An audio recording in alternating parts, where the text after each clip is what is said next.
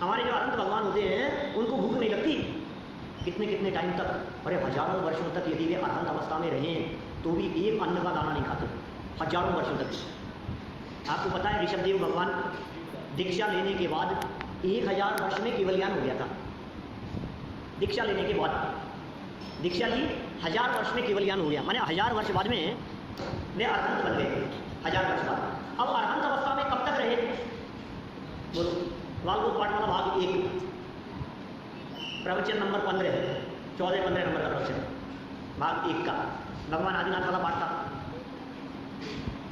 कितने समय तक? 1 लाख पूर्व। कितना? 1 लाख पूर्व माइनस 1000 वर्ष, क्योंकि बर्थडे के दिन तो दीक्षा ले ली थी, तो 1000 वर्ष कम कर लो उसमें से। किसमें से 1000 वर्ष कम करने? 1 लाख पूर्व में से। 1 लाख पूर्व में से पूर्व कितना था भैया? एक पूर्व कितना बड़ा होता है?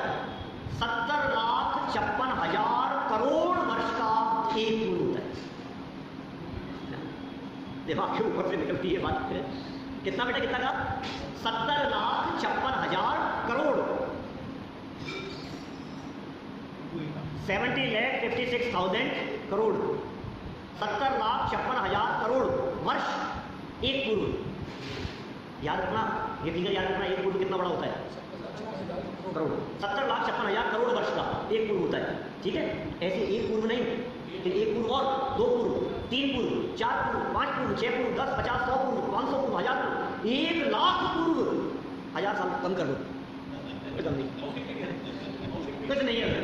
इतने लंबे समय तक ऋषभदेव परमात्मा अरहंत अवस्था में रहे, दिव्य ध्वनि गिरती रही, व्यवहार होता रहा, जगह जगह उपदेश होता रहा, समूह शरण की रचना थी।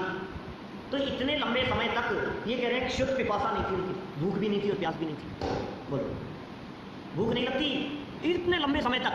इसको उपवास नहीं कहेंगे, समझ में आ रही है? इसको उपवास नहीं कहेंगे।